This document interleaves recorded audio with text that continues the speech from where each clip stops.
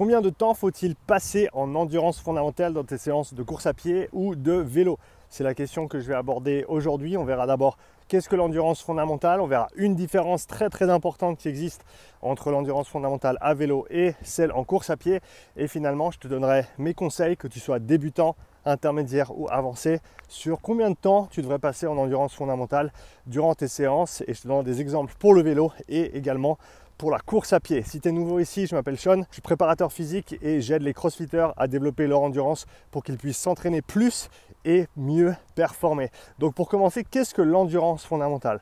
L'endurance fondamentale, on lui donne plusieurs noms. Certains l'appellent zone 2, certains l'appellent travail foncier, basse intensité. Tous ces termes veulent dire la même chose.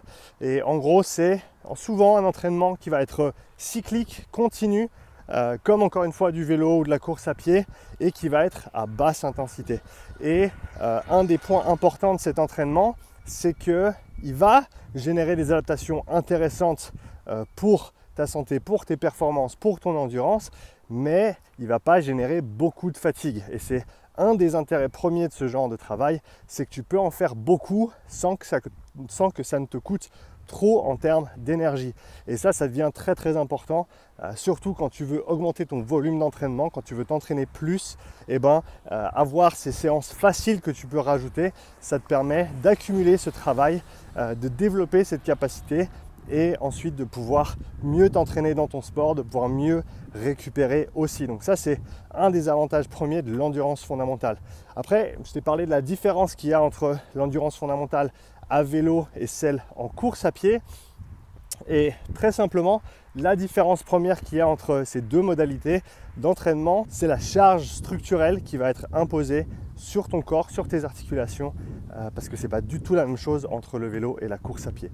Dis-toi bien, en vélo, tu roules, il n'y a pas d'à-coup, c'est un mouvement qui est continu, qui est presque ininterrompu, alors que si tu le compares à la course à pied, forcément, ce n'est pas la même chose. Quand tu es en course à pied, à chaque fois que tu poses le pied, il y a un impact au sol. Alors, ce n'est pas quelque chose de mauvais, d'accord? Je ne te dis pas qu'il faut avoir peur de la course à pied ou quoi que ce soit, mais c'est un élément à considérer, notamment pour les personnes qui débutent, parce que si tu commences à faire trop d'endurance fondamentale en course à pied trop tôt, tu as un potentiel de te blesser ou d'avoir des petits soucis, des petites douleurs par-ci par-là, simplement parce que ton corps n'est pas encore adapté à cette charge d'entraînement et n'est pas adapté à la course à pied.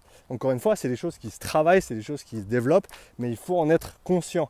Donc de manière générale, on pourrait se dire que la course à pied a un coût structurel plus élevé que le vélo, et ça c'est vrai à toutes les intensités, c'est aussi vrai en endurance fondamentale. On pourrait dire que c'est encore plus vrai à plus haute intensité, c'est-à-dire que plus tu vas fort et forcément plus les impacts vont être importants, mais c'est aussi vrai à basse intensité, et il faut considérer ça quand on fait notre choix, quand on décide est-ce que je vais plutôt m'entraîner en endurance fondamentale en vélo ou en course à pied. Donc ça c'est un élément à ne pas oublier. D'ailleurs, dis-moi dans les commentaires quel type d'endurance fondamentale tu pratiques en premier. Est-ce que c'est plutôt du vélo? Est-ce que c'est plutôt sur de la course à pied? Et surtout, pour quel sport tu utilises cette pratique? Donc j'attends tes commentaires là-dessus. Maintenant, si on parle du temps qu'il faut passer en endurance fondamentale, et encore une fois, je t'ai dit que j'allais le découper selon les niveaux. C'est-à-dire que quelqu'un qui débute l'endurance fondamentale ne va pas avoir besoin de faire le même temps que quelqu'un qui s'entraîne déjà 10 heures, 15 heures par semaine en endurance et qui utilise aussi l'endurance fondamentale comme base pour toute son endurance. Donc pour un débutant, et je vais commencer par le vélo et ensuite je te donnerai la version course à pied. Pour un débutant, en vélo, je préconise en général 2 heures par semaine au total. Comment tu distribues ce temps? J'aime bien 3 fois 20 minutes ou 2 fois 30 minutes plus 1 heure complète. Si tu arrives à le faire au début. Ça peut très bien être 2 fois 25 minutes ou 2 fois 20 minutes et 1 fois 45 minutes. Il n'y a pas de règle fixe, mais en général, faut se dire que les séances plus longues marchent mieux, mais qu'elles sont un peu plus dures au début, et que 2 heures par semaine au total, si tu le fais régulièrement, si tu le fais chaque semaine, ça va te permettre d'avoir des retours sur ton investissement. Après, 6, 8, voire 10 semaines, tu vas commencer à ressentir les bénéfices. Tu peux te dire oui, mais ça c'est trop long. C'est pas trop long, c'est juste long. Simplement parce que les changements que tu vas faire, c'est des changements qui sont vraiment profonds, d'accord? C'est des changements qui sont au niveau du fonctionnement de tes cellules musculaires, au niveau de la taille de ton cœur. C'est toutes des choses qui vont prendre beaucoup de temps à changer. Donc il ne faut pas avoir peur d'être patient avec ce travail. Il faut presque le voir comme un bruit de fond. Et bien sûr, il faut continuer tes autres entraînements, mais cette endurance fondamentale va vraiment t'aider dans la durée avec ta récupération, ton endurance, ta capacité de travail, etc. etc. Donc 2 heures par semaine en vélo pour quelqu'un qui débuterait, qui voudrait rajouter l'endurance fondamentale dans sa routine. Ça peut être 3 fois 20 minutes plus 1 fois 1 heure, ça peut être 2 fois 20 minutes plus 1 fois 45 minutes. Donc il faut essayer de tomber un petit peu dans ce créneau-là. Ensuite, pour un niveau intermédiaire, toujours en vélo, là je ferai en sorte d'avoir au moins 1 fois 1 heure, peut-être 2 fois 1 heure, et là on va pouvoir monter jusqu'à 3, peut-être 4 heures dans la semaine. Ça va bien entendu dépendre de tes besoins, ça va dépendre de ton sport, ça va dépendre de ton profil, de tes forces, de tes faiblesses. Est-ce que tu as plutôt un profil endurant, est-ce que tu as plutôt un profil puissant, et surtout ça va dépendre de quand on se trouve dans la saison. C'est-à-dire que si tu te rapproches de compétitions importantes dans ton sport, eh ben, c'est peut-être pas le meilleur moment de rajouter 5 heures d'endurance fondamentale dans la semaine. Par contre, si tu termines ta saison compétitive, tu fais ta période de transition, tu récupères et ensuite tu repars pour ton prochain cycle d'entraînement, ta prochaine année d'entraînement, ta prochaine saison de compétition, et ben là ça peut être intéressant sur les premières semaines de rajouter un petit peu de volume. Donc encore une fois, ça peut être entre 3 et 5 heures selon tes besoins, selon ton niveau. Mais faire attention, si tu fais ces heures d'endurance fondamentale que tu n'avais pas l'habitude de faire avant, attention à ne pas avoir trop d'entraînement à côté. En plus de ça, il faut simplement prêter attention à comment tu réagis aux entraînements. C'est-à-dire que si tu te sens vraiment très fatigué toutes les semaines, que tu sens que tu n'arrives pas à avoir le rendu d'effort que tu souhaiterais dans ta discipline sportive, il y a certainement un petit peu trop de volume à l'heure actuelle et donc il faut baisser ce travail en conséquence, d'accord? Et donc pour quelqu'un d'intermédiaire, je conseillerais une séance un peu plus longue dans la semaine, idéalement entre 1 heure et 1 heure et demie. Pourquoi? Simplement parce qu'on a ce qui s'appelle la durabilité, le fait de résister à la fatigue. Et ça, c'est une qualité qui se développe principalement quand tu fais des efforts qui sont long, d'accord? Tu vas pas pouvoir le développer aussi bien avec des efforts de 20 minutes. Il faut à un moment donné mettre la durée et c'est ça qui va t'apporter les résultats. Donc une séance d'1 heure, 1 heure et demie, ça se fait assez bien sur le vélo une fois que tu as un petit peu d'expérience, mais commence par le niveau débutant si tu n'as jamais fait d'endurance fondamentale, bien entendu. Niveau avancé, là on va avoir potentiellement des sorties plus longues que ça. On peut penser aux cyclistes, on peut penser à ceux et celles qui ont déjà fait l'endurance fondamentale pendant plusieurs années. Eh ben, on va vouloir pousser un petit peu la chose et on peut étendre ces séances-là sur le vélo notamment sur 2 heures, 2 heures et demie, 3 heures, voire même plus, d'accord?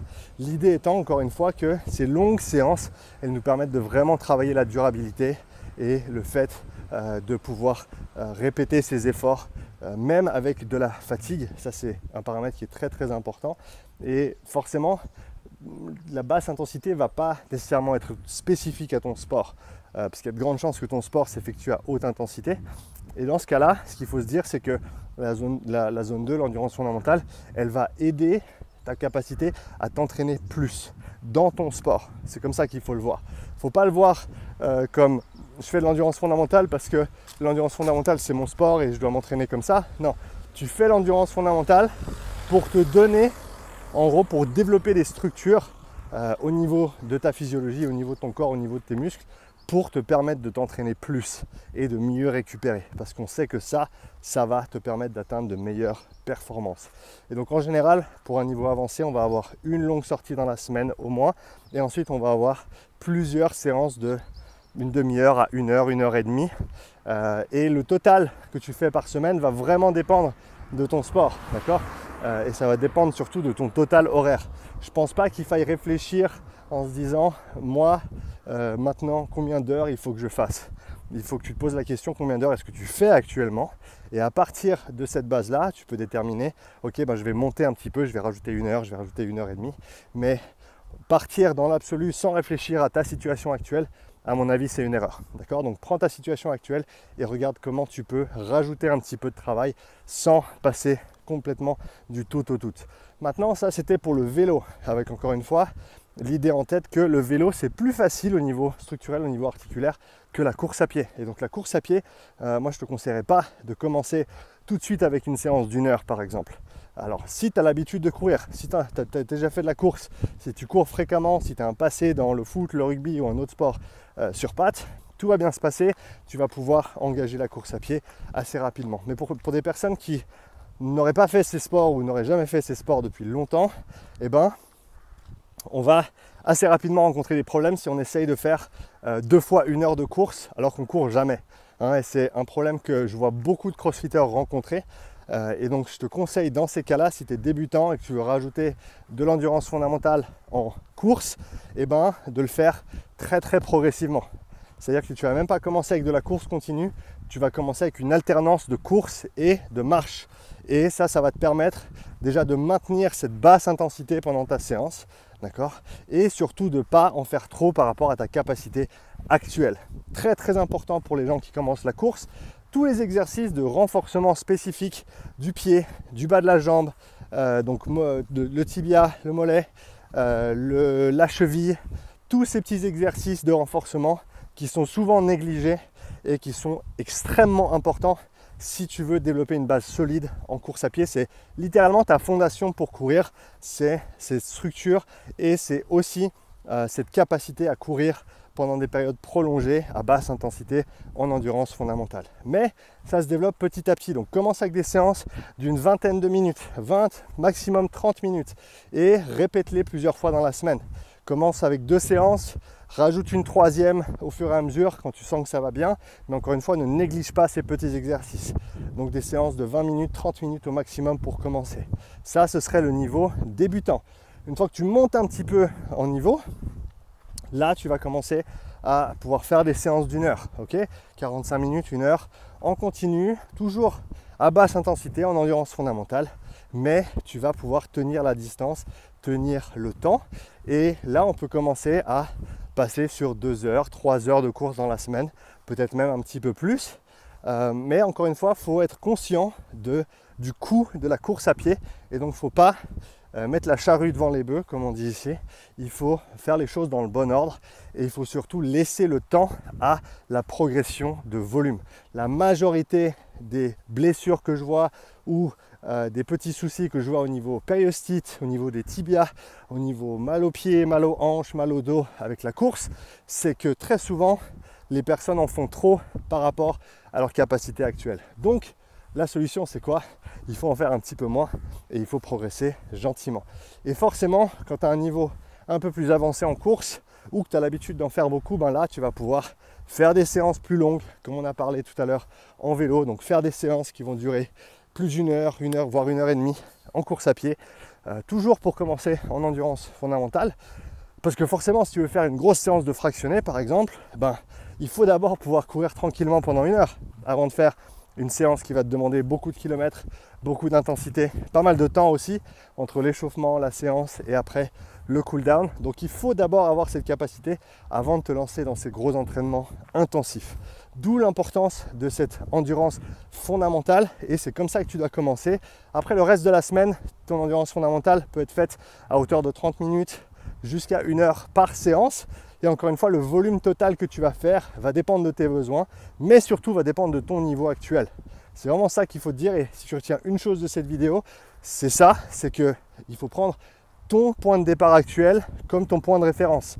Pas te demander dans l'abstrait combien d'heures il faut que je fasse, combien d'heures est-ce que quelqu'un doit faire. Non, combien d'heures est-ce que toi tu fais actuellement? Ok, 0, bah très bien, commence par 1 heure, fais 3 fois 20 minutes dans la semaine, plus les exercices.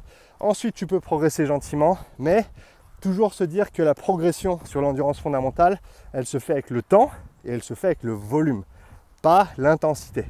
N'essaye pas de courir plus vite en endurance fondamentale, c'est une erreur que je vois souvent, en tout cas pas pour l'instant. Ça viendra, mais ça se fera de manière presque organique, ça se fera tout seul. Tu n'auras même pas besoin de le forcer. Hein. Très important de ne pas forcer son endurance fondamentale, de vraiment rester à une intensité qui est basse, qui est facile, surtout en course à pied, parce que, encore une fois, ça te laisse plus d'énergie, ça te laisse plus de billes pour jouer sur tes autres séances qui sont certainement à plus haute intensité que ces séances d'endurance fondamentale. Sur le sujet de l'endurance fondamentale, je t'ai écrit un énorme blog sur le site upsidestrength.com. Je te mets le lien dans la description. J'ai hâte de lire ton commentaire sous cette vidéo, mais également sous le blog si tu vas le lire. Merci pour ton attention. Belle journée à toi. À bientôt.